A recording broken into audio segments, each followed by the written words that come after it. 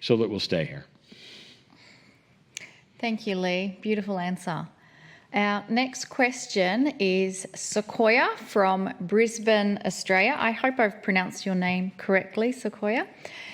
And again, we'll see this similarity with Gabriella from Ireland, because her question to Kryon is that I gave pure intent, I chose with my higher self to exude compassion towards everyone and everything in life and towards myself.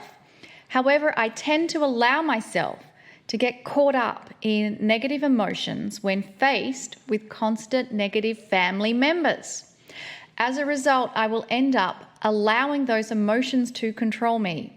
What spiritual tools can I use when I find myself creeping into those old patterns so that I can be more compassionate and loving towards them? So here we go again. I'll say welcome to humanism in this year. We're doing this in 2021. So this is part of what so many are feeling. Those frustrations are everywhere with everyone, all of us.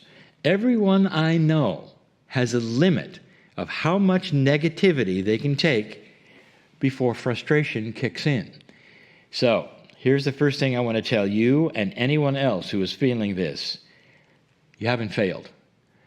You have not failed. Do you want to write that in big letters, some on a sticky for your soul or something, or so you'll understand? There's nothing wrong with you here. We're all working this puzzle together. We have old patterns we're learning to eliminate. That's part of it as well. Everything seems to be coming to a head.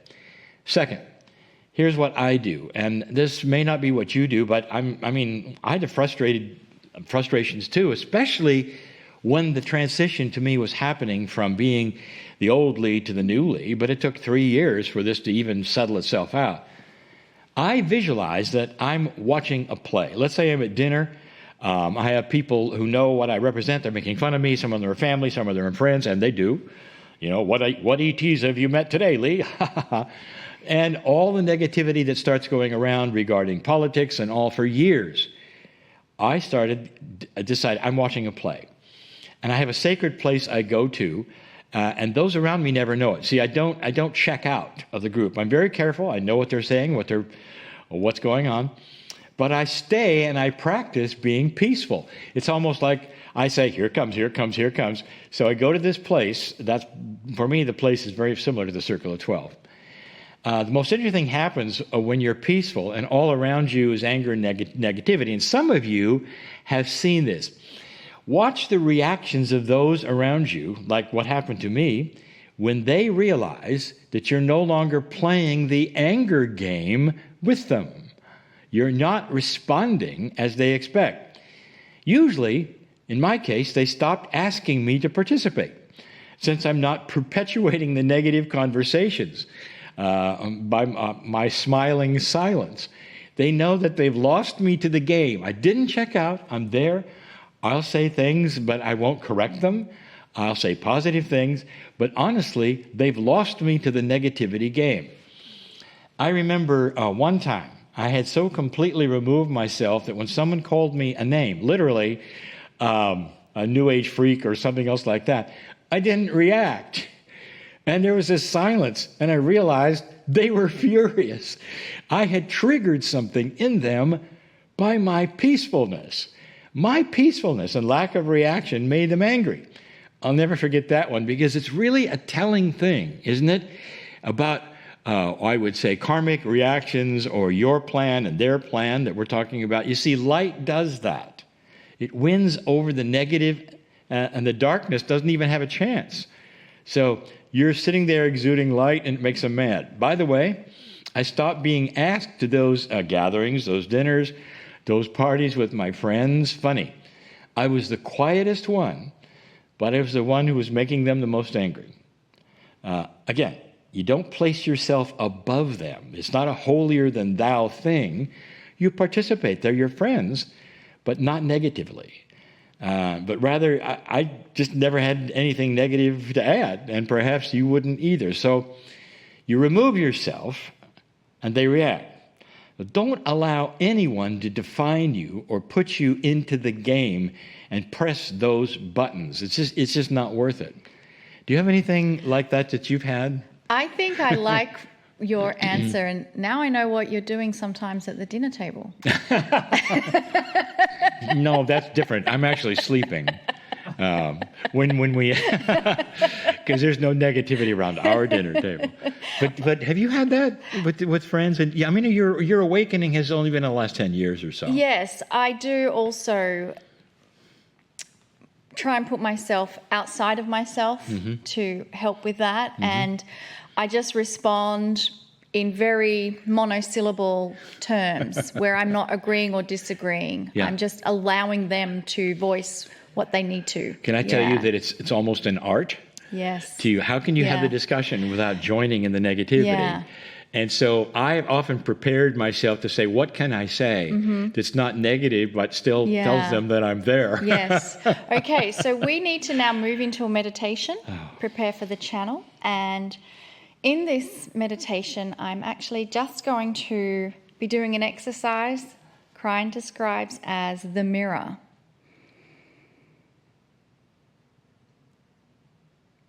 I honor you. I honor you for your kindness. I honor you for your courage. I honor you for your compassion. I honor you for your love. I honor you for your thoughtfulness. I honor you for your persistence. I honor you for your intuition. That intuition that has placed you here, right now, in a connection with Spirit, so that you may feel, sense, and receive that unconditional love that Kryon has for you. And I invite you to close your eyes so that you may now receive the message from Kryon and the third energy of love that is present for you. Greetings, dear ones. I am Kryon of Magnetic Service. We speak in this series about innate. Now, if you haven't heard the first message, this may be mysterious. So we invite you to go back and listen to that. Because that message is, what is it? This message is going to be, where is it? Let's review the first in order to give you a summary. The innate has been called the smart body. Those who use kinesiology, muscle testing, count on a body that knows more than your consciousness does. Imagine that. You sit with your own cellular structure that you've had all of your life, and yet you have no idea what's happening inside it. Truly, think of this. You could have something growing in you, perhaps a disease, and you have no idea.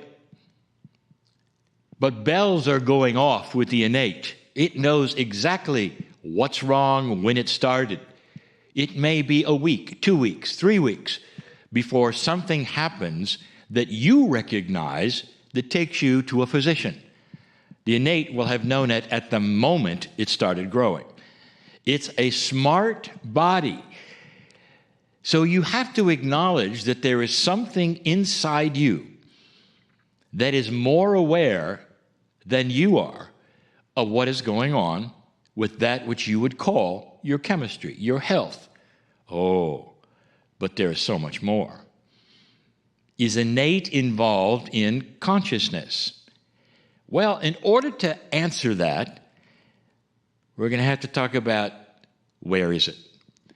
Now, this is a question that has even been asked by those members of the Circle of 12 experience. Where is innate? Is it part of this? Is it part of that? Now, this may or may not answer that for you, but I'm going to give you some metaphors.